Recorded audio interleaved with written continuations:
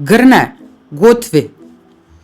Во едно село си живееше еден сиромашна вдовица со незината ќерка. Тие живееа во стара куќа покриена со распаднат сламен покрив и си чуваа неколку кокошки. Во зима мајката одеше во шумата да собира гранки, на пролет собираше јаготки, а на есен од нивите собираше класија и ги врзуваше во снопчиња. Ќерка и во градот ги продаваше јајцата што ги несеа кокошките. Едно лето мајката се разболя и девојчето мораше само да оди во шумата да собира јаготки. Со себе понесе еден сад и парче црн леп. Кога го наполни садот со јаготки, речиси до половина, отиде до изворот, од скутнината го извади парчето леп и седна да руча. Ненадено, покрај девојчето се појави една бабичка со грне во рацете. Ох, златната на баба, рече бабичката. Многу сум гладна. Уште од вчера наутро не сум каснала ни залче.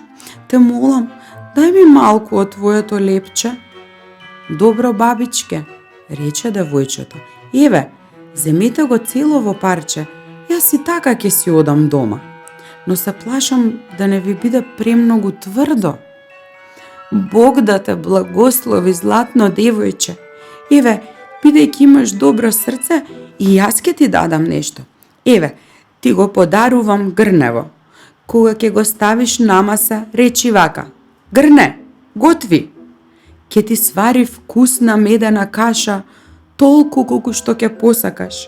А ако мислиш дека е доволно, само речи му. Грне, доволно е. Тоа веднаш ќе престане. Само не заборавај како треба да му се обраќаш. Грне, готви и грне, доволно е.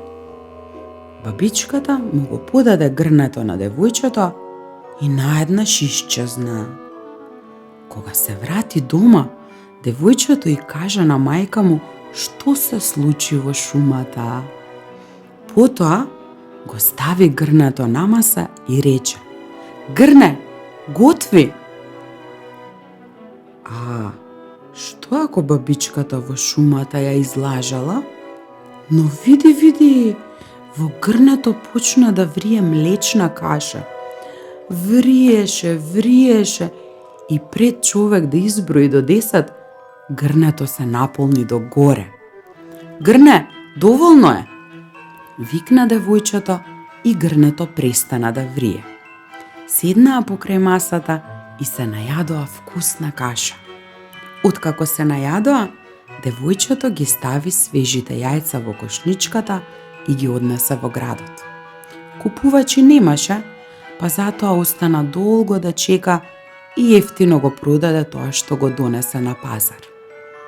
Дома мајка му не можеше да чека, беше гладна и се пријаде млечна каша. Го зеде грнето, го стави на маса и заповеда. Грне, готви! Кашата почна да врие и мајка му не успеа ни да се сврти, а грнето беше веќе полно. Уште чаша и лажица да донесам, рече мајка му и отиде да земе. Леле кога се врати, кашата беше претечена на масата, од масата на столовите, а од столовите на подот. Но мајката заборави што треба да каже за да престане вриењето. Скокна кон масата и грнето го покри со чинија, но чинијата падна на подот и се скрши. А кашата вриеше и течеше по подот. Куќата се наполни со каша и мајката побегна во предсобието, си ги кршеше прстите и лелекаш. Ова моје несрекно дете, што ли донесе? Веднаш знаев дека од ова ништо добро нема да излезе. Кашата веќе се преливаше преку прагот и го полнеше предсобието, се полнеше се повеќе, а мајката не знаеше што треба да направи.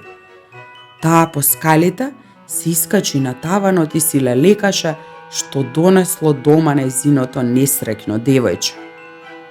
Вкусната млечна каша постојано бликаше, како бел облак почна да се прелева низ вратата и прозорците и почна да се разлева кон сред село.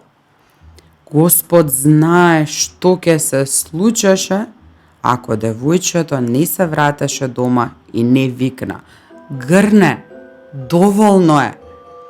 А дотогаш улиците се наполнија со толку многу каша, што селаните, кога се враќаа од нивите или ливадите, требаше да си направат пат низ сладката каша. Доволно е и за вечерва, сега одете на спиење. Добра ноќ.